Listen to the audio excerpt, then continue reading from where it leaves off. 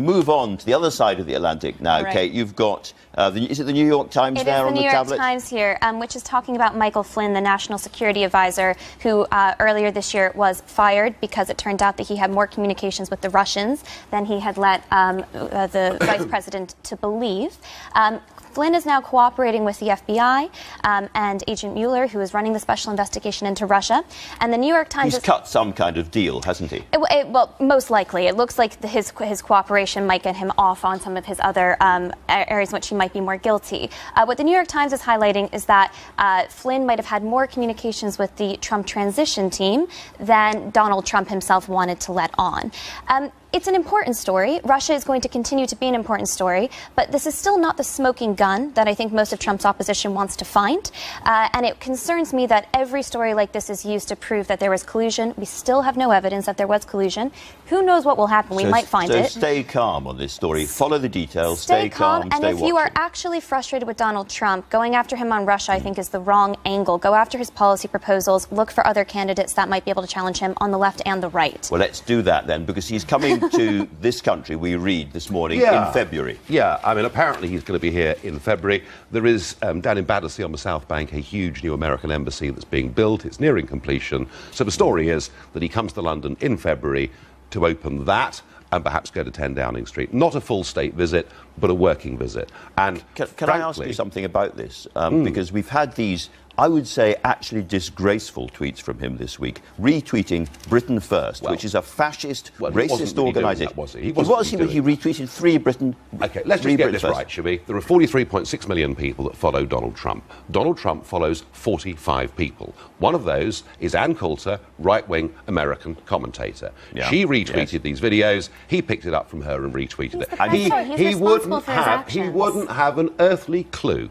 who Britain First were. That doesn't matter. Were they in good taste? Stupid. Well, he's not that stupid. He's president of the USA, well, if he doesn't and he's know what dominating. He's retweeting. Of course he doesn't. Of course he doesn't research that means everything. He is stupid. Right, no. You're dealing with a very different president here. I'm asking a slightly different question, if I may. Was that not a disgraceful thing to do? Those tweets, were they not themselves disgraceful? They're stirring up hatred between people in this country. They're fake news. They should not have been retweeted by the President of the United States. Was the story about ISIS throwing people off buildings fake news? No, it wasn't. It was true. It happened in Egypt. Do I think, Andrew, those tweets were in good taste? Not particularly. No, I don't. But the point is, you're going to defend him. You're always going to defend him. The level of outrage from the liberal elite in this country is out of all proportion with what... No, you can't actually. With what happened here. I can. And every single time, No, I haven't finished yet. I haven't finished yet. And the idea that should lead to half the Labour Party saying he shouldn't be allowed to come to our country, frankly, is ridiculous. And I think is viewed by the public as being ridiculous. Aisha, Donald Trump is a racist, he's misogynistic, and he's Islamophobic. He peddles in stirring up hate and division. Now, that is something that you might agree with, but that is not what British values are in this country. And just remember... You're out of touch. As Jo Cox lay there dying, you're out of touch. The scumbag who executed her shouted out out Britain First. So the idea you defend Donald Trump... Do you actually think the President knows who Britain First are? If he doesn't know who Britain First is, he is not fit to hold that office. I agree with Aisha completely in sentiment. I'm ashamed that the President goes about living his life in this manner. And we've seen it for a long time. He was attacking Mexicans as rapists and murderers before he was even elected. So this is nothing new, and it's deeply frustrating. We have to live in reality, and politicians can't sever ties with Donald Trump. I think a working visit is in order. I also don't think that people should be banned from coming to the UK because of unsavory views that they hold, as unsavory as they may be. But I think we, the public, have every right to protest this. I mean, I slightly disagree. That is the right thing to do. You said that Aisha was out of touch. When you see what happened in Charlottesville, for instance, and all those people making fascist salutes, and you hear some of the things being said from the Trump administration and that Steve Bannon thinks, do you not think perhaps you are getting too close to a dark kind of politics? Do you know something? I think I believe I've done more than anybody in this country to stop the rise of the far right in Britain. I did it by taking away those people who were going out and voting BNP and holding their nose. So when it comes to dealing with the far right, I've got a very good track record. Of course, I would condemn. Of course, I would condemn the extremists in Charlottesville, but the extremists on both sides, and it's very important that we don't get stuck. Nigel, look, you've done more to stir up. There are You've people done out there. There are people out there on the left in this country who use violence to pursue their means. There's bad on both sides. It's important to recognise that. Very important. I don't think we're going to get a calm consensus in this, I suspect. We're therefore going to go to a completely different story.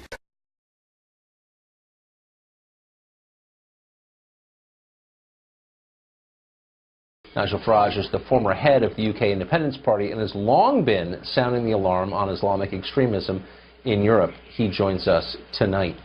At what point, Nigel, do you think that your leaders, European leaders, start to realize maybe these attacks are connected in some sense?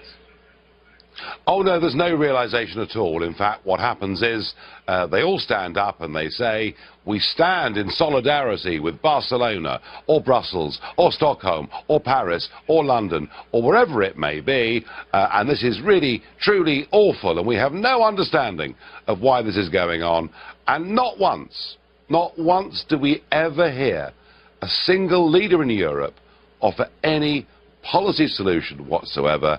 They are still in denial, and I can only guess it's because they're so embarrassed by the fact that they have caused this. Angela Merkel is regarded as a hero by liberals in the United States. Still, is there any political price to be paid by any of these European leaders for these policies which are demonstrably failing and making the continent worse?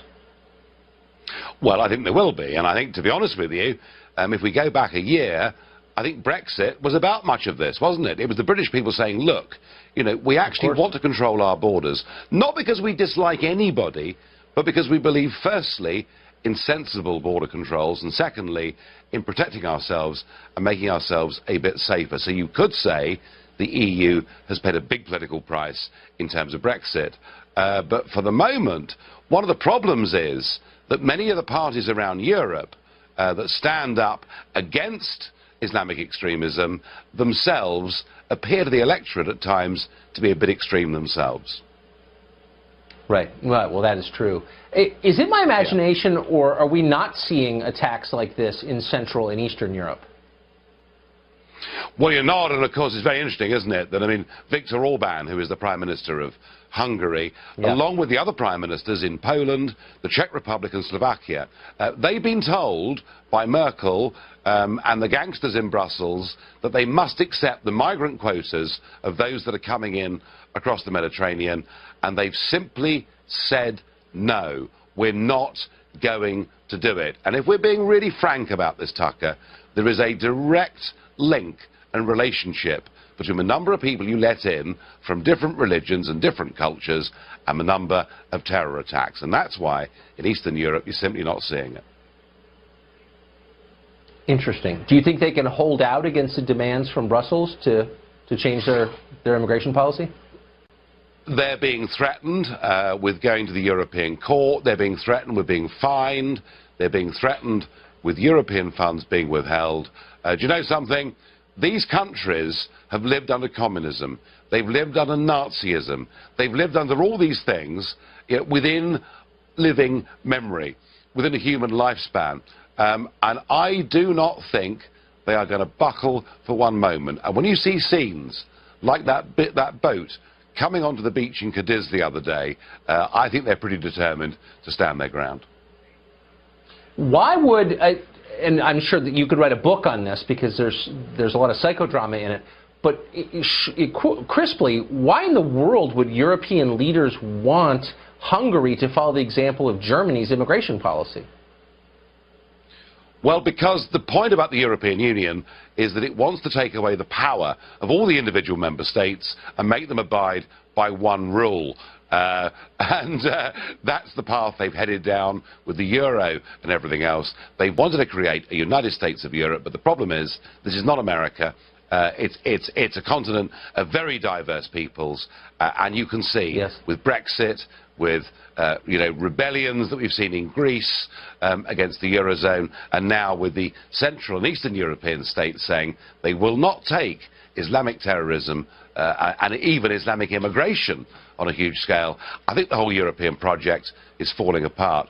But I tell you what interests me, apart from what's happening in Europe, is, OK, we can say the European politicians are in denial, but it's what's happening in America that amazes me. Seems to me there's a large section of America that is much more concerned with tearing down historical statues that date back to the Civil War than recognising who the real enemy of the West is. Of course, of course. There's never been a country with a dumber class of leaders than ours, unfortunately. Nigel Farage, thanks a lot for joining us. Appreciate it. Thank you. Ladies and gentlemen, we're calling time on Britain's membership of the European Union.